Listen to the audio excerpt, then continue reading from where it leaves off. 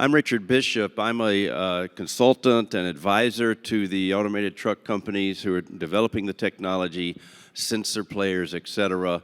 And I'm very pleased to be here on the platform with two leaders in this space when it comes to the sensor world.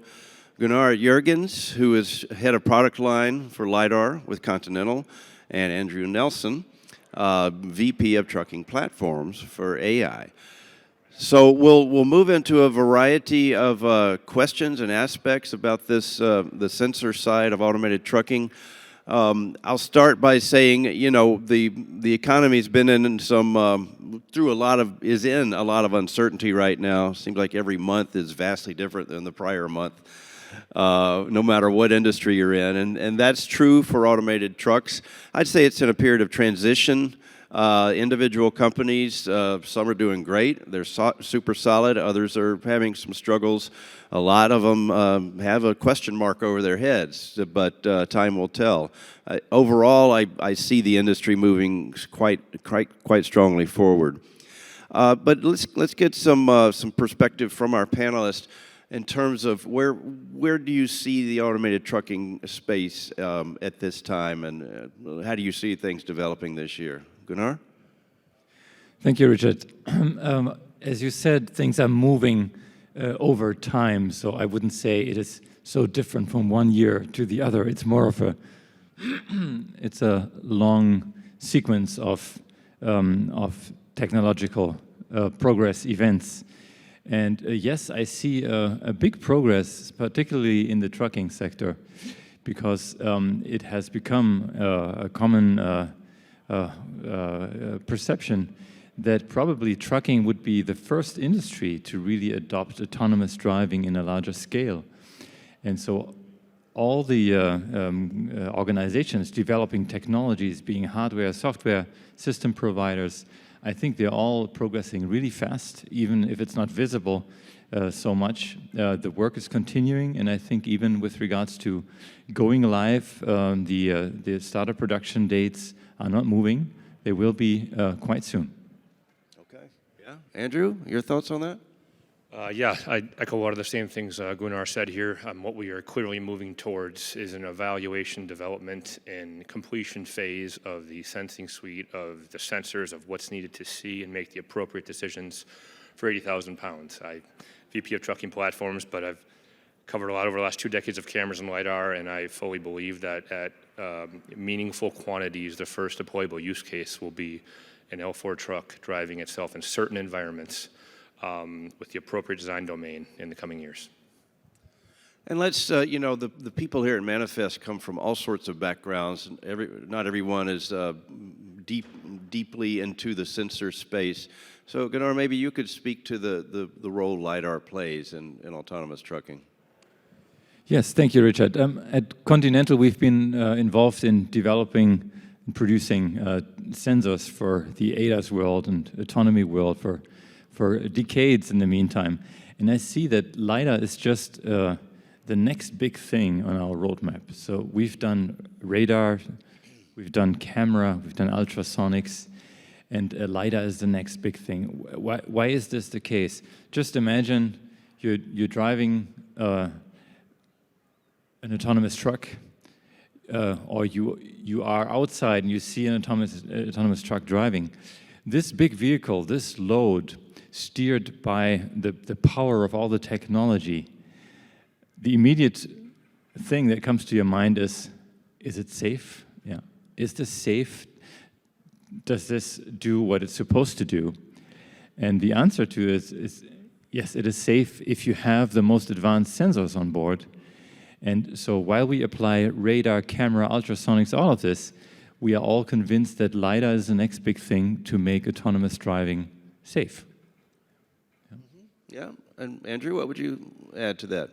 Yeah, I think that LiDAR has an important role.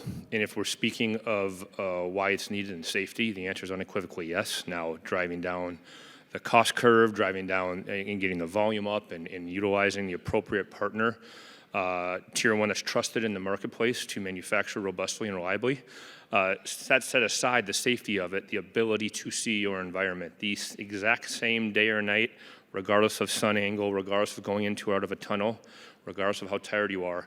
That is something that with high resolution that radar and camera cannot do. Now there's some things camera and radar can do, and so the multiple modalities will be the approach for redundant safety in these trucks moving forward. And could you tell the story, the linkage between Conti and AEye? You guys have a go-to-market agreement, but Gunnar, why don't you start and describe this aspect, because it's so important to scaling up of autonomy. Yes, it's scaling and it's speed, it's time to market. So as a tier one, as Continental, we are constantly on the lookout for new technology, for technology partners expert in their fields who come up with new ideas and can prove that this is working, right? And when we look at this technology, we obviously have in mind, can we bring this to a quality level, to a functional level that is fit to the automotive and the commercial vehicle industry? And of course, there's robustness, reliability, there's cost to it. So all these questions play a big role. So we screened the market and we found AEye, because AEye has this unique technology in their hands. They had developed it to a so-called A sample, so they could really show it that it's working. And now, as a joint development, we have brought it to a stage where you can really test it. You have it out on the vehicle. It is already manufactured in our target plant, so we can really prove that this journey has been successful. Yeah, and I think from a LiDAR standpoint, what is the core competency of LiDAR companies? It's the technology, it's the ability to provide something to significantly augment what cameras and radars can do to provide safety. In my opinion, any LiDAR company that says the core competency is high volume manufacturing of automotive grade components I got some swampland in Florida to sell you. But I think that LiDAR AEye stays within its wheelhouse of the development of the LiDAR, and then need and lean on the appropriate people to bring this product like millions of other ADAS products to market. So the title of the session speaks to adaptive LiDAR. What's that all about? Andrew. So adaptive LiDAR here, it's very simple in trucking. Just like our own eyes here, for different environments, you look at different things. So whether you're driving a passenger vehicle or a truck merging onto a highway at a low speed, you want to have high resolution all around you. People are going back and forth, on and off. You can't use lane markers as a reference. And so you need to know high resolution on what's going on, be able to gauge speed very quickly. LiDAR is, there's no inference or a calculation like a camera. It basically tells you physical distance in X, Y, and Z. That immediately changes to when you get onto the highway, you're safely one lane over, you're going at a higher speed. Now you care about what is down that road. If you are looking 300 meters down the road and it's straight, you're looking at a different point than if there's a 60-degree curvature to the road. Is there debris? Is there people on the side? And because you can't just move lanes like a passenger vehicle, you need to be able to see this hundreds of meters away and make the appropriate decision. Those are two completely different use cases. If you're hardware dependent, you could just buy two LiDAR that do each, but that's not going to be sustainable or cost effective. So our adaptive LiDAR, we can control where it looks, and so it can look and be triggered either by a map or an interesting area, a region of interest, or a road debris to give you that information and search right there. And then as your environment changes, the same way we move our eyes, you can basically adjust the LiDAR from a software definable standpoint. No hardware changes on the LiDAR, performing in multiple use cases. And Gunnar, maybe you could provide us some examples, the difference between running on the open highway versus a street setting. What is the LiDAR doing different in one versus the other? Sure, Richard. That's a very good question, because now maybe we can relate to this and understand why this adaptability of this technology is so important. I mean, what do you do as a human driver? The moment you are on a highway, the way you look at the environment changes. What is different? You focus. Some people call it a tunnel vision, right? So you want to really see, is there something in my ego lane? And if there's something, can I classify? Do I know what it is? Can I drive over it? Or do I need to change lane? Or do I need to brake? Is that something, dangerous for me and for others? So you really have your eyes there. And if you look left and right, you don't look over your shoulder anymore, but you just look a little left and look, as much as needed. Right. Focus in front. That's what a LiDAR should do on the highway. So the best LiDAR is a LiDAR that can adapt to the speed you drive and focus on the area in front of you where it's needed. LiDAR has a laser on board. Laser energy is something where you want to be very careful about using this power. You need to use it where it's needed only. So the adaptability means take the laser light that you have on board, focus it to really see long distance and have the best resolution in where you need it.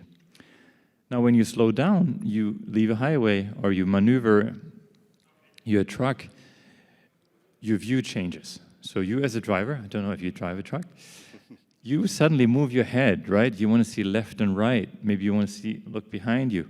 So what an adaptive LiDAR can do is open the field of view to 120 degrees, something like this. But you can define it by software and thereby see what's happening also next to you. In this moment, the distance is not the most important thing anymore, but you want this wide scope of range. You take the same laser, you don't use more energy, but you adapt the field of view, and you see what you have to be seeing to be safe.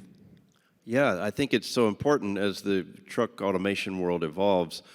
All the talk now, most of the talk now is about the over-the-road trucking, hundreds of miles, transfer the load at a transfer yard right next to the highway. But what the shippers really want, they want the load to go all the way to the dock, to the final destination.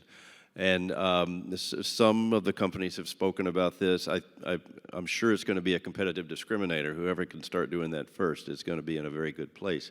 So to have this adaptability between the street and the highway is absolutely essential. Yeah. Yeah. One comment I could add to that is that yes. So.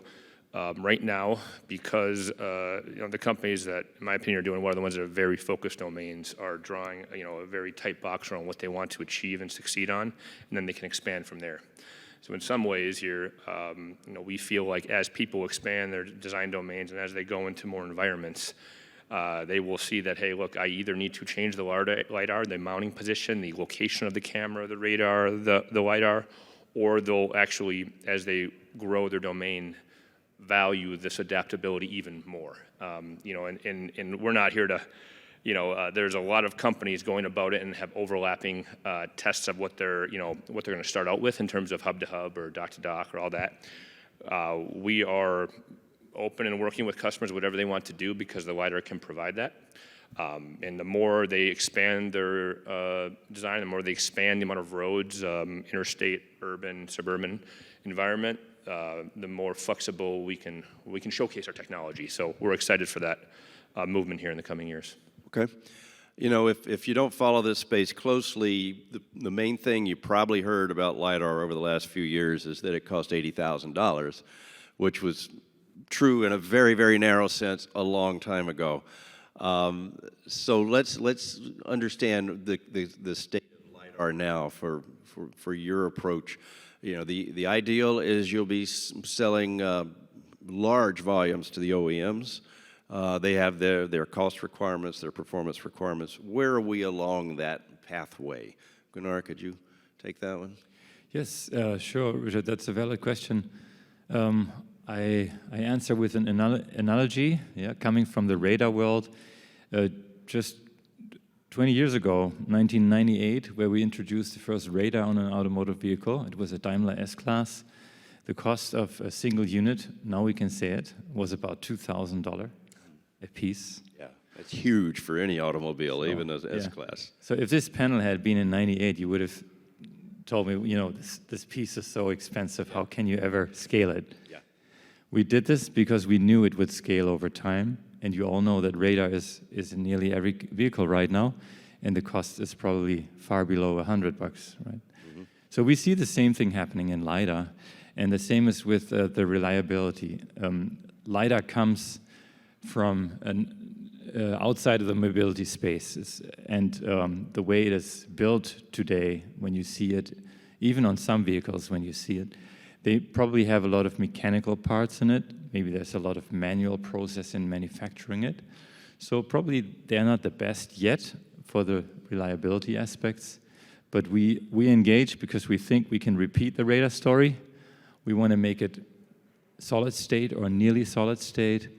We want to make it suitable for an automatic manufacturing, so everybody can use it just as any other automotive part and can trust it, rely on it for the whole life of an automobile. Right. What I would add to that is that what's very clear, and I've been fortunate to learn a lot from being at companies that sell $80,000 for LiDAR, is that for R&D vehicles and for that, if people are willing to pay that, the market, then that time is gone. And so the path that AEye chose is it's not the quickest path to market, and it's not about max volume, it's about the right path. And the right path is that you get the right partner, but also you develop with non-exotic components so that once you hit high volume electronics, you can see that cost curve go down, which obviously has already happened with cameras and radar, which it's not a matter of if, it's a matter of when it happens with LiDAR. That cost curve is going to reduce dramatically, where the cost benefit is only going to improve, and that's going to drive the scale. But yes, there is the market is removing zeros from what they will pay for a LiDAR, and they will dictate. And we are very confident that between us and Continental, we can achieve the prices needed. Okay. I'm glad to see some questions coming in. Tasia has asked the criticism she's heard about LiDAR is twofold: cost and long-term reliability. Can the panel address this, how these obstacles might be overcome? And you've already started down that road, but can you speak to it a little bit more? Sure. These are two fundamental hurdles to overcome if you want to be successful in an automotive world.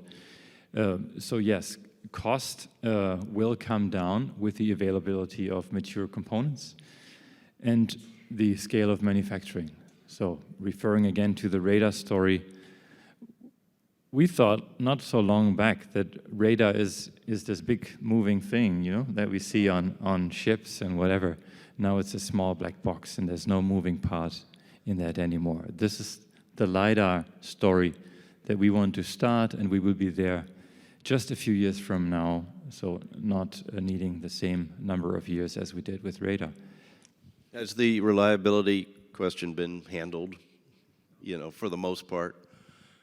I would add that, versus saying, look, we need to sell a LiDAR here and we'll figure it out when we get there, it's design intent from the start. And that means that without going into detail in this forum, and there's plenty of information available with both Continental and AEye, but the component size of like a 1mm MEMS, the ability to access different trucking OEM shakers, to do tests right now, to understand the resonance, all the shock and vibration requirements, significantly more advanced in trucking than it is in passenger vehicle or single chassis vehicle.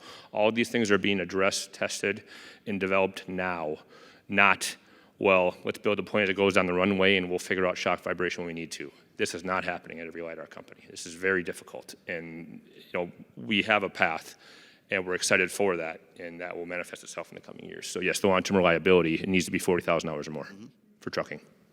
Another question is about weather, operating in weather, doing its job in weather, both durability as well as the sensing. Gunnar, can you speak to that? Yes. LiDAR is in itself a technology that is quite robust against weather. One of the big advantages is sunlight, right? A camera doesn't see at night. A LiDAR does, because it brings its own light in the form of laser. So what this question is probably referring to is a property where laser light becomes absorbed by humidity, by water, eventually.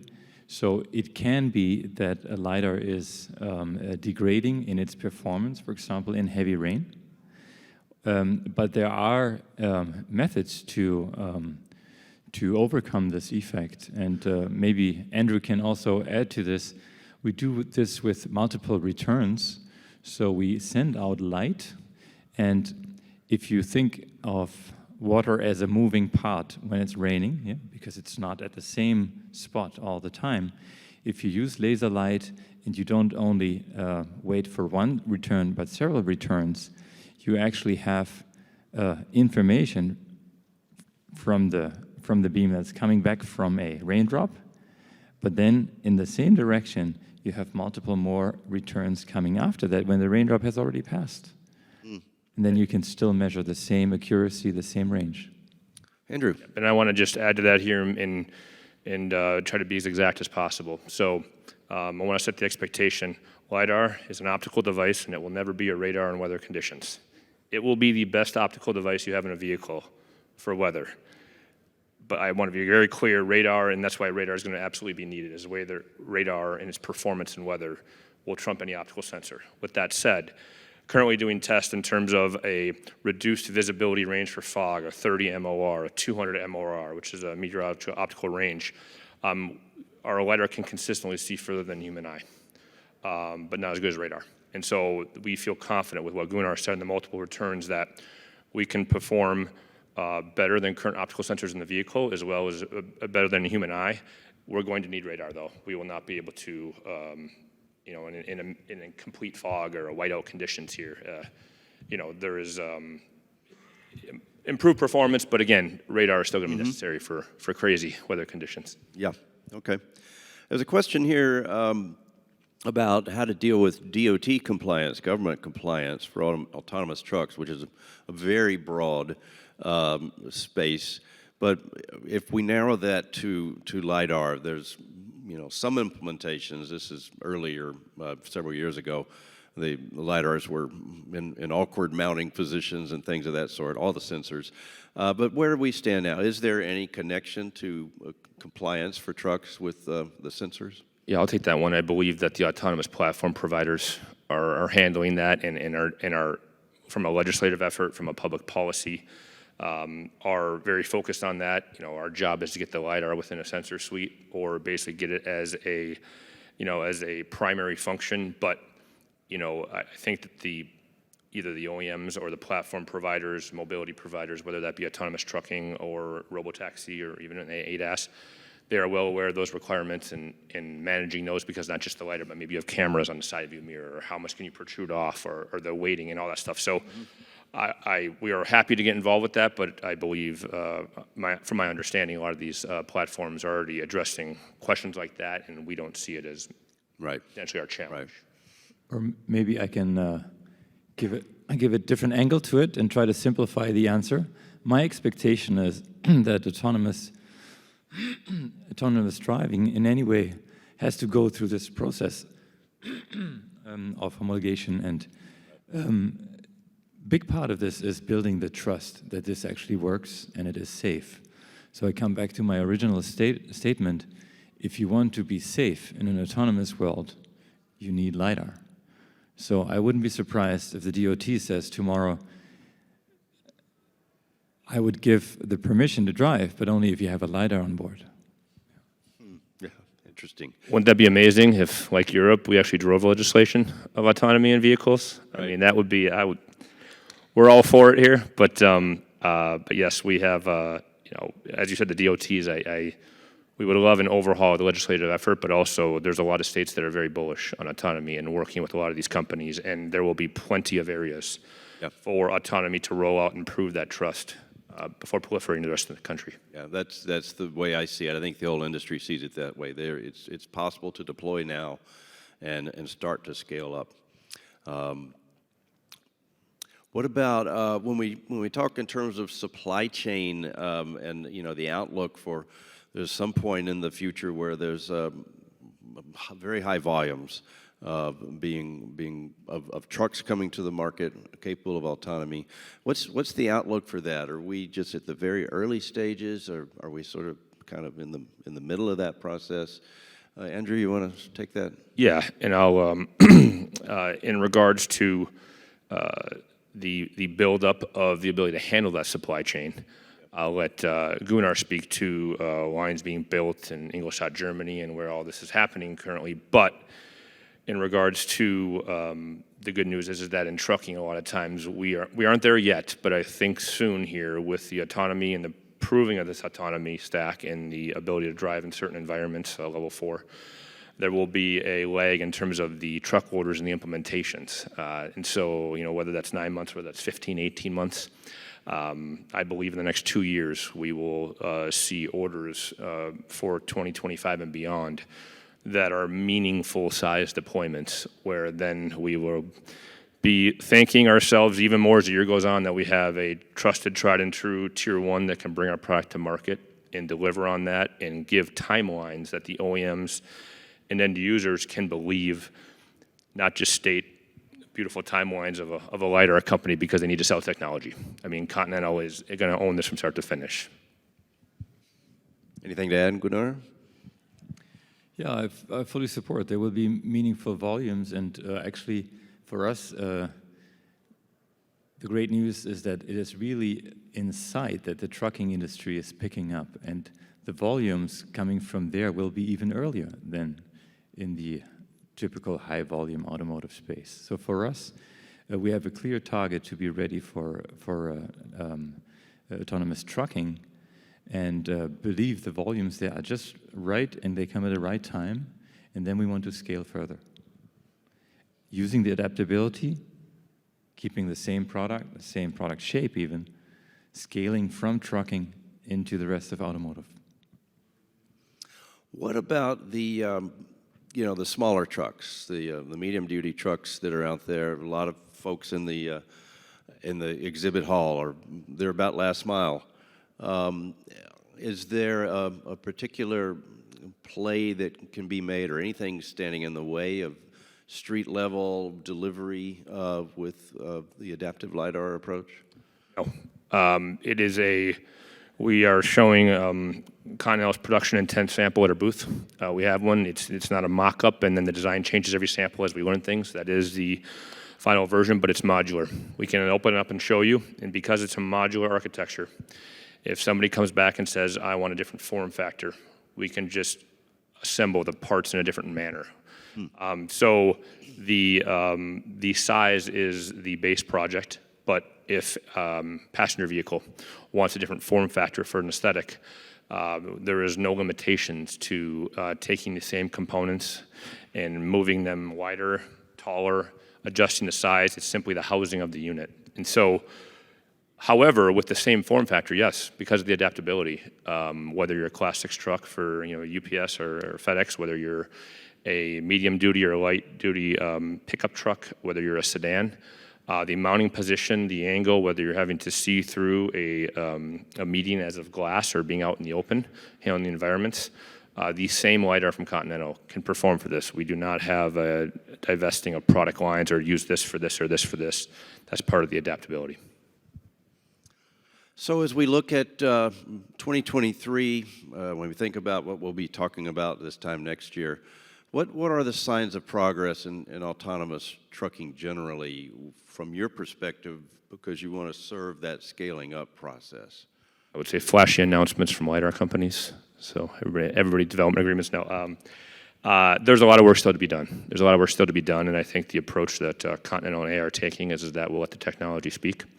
And in due time, the same way, Tier 1s and OEMs may communicate or release their agreements. They keep that very close to the vest, but when at the appropriate time, we'll share that.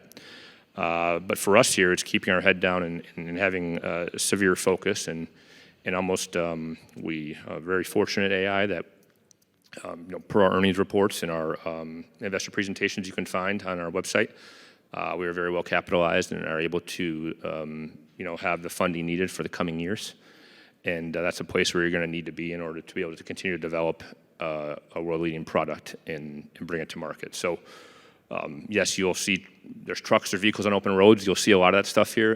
But just right now, you have to focus and make sure you can deliver a robust product that has the ability to cost down with the appropriate volume as it escalates in coming years. Yeah. Gunnar?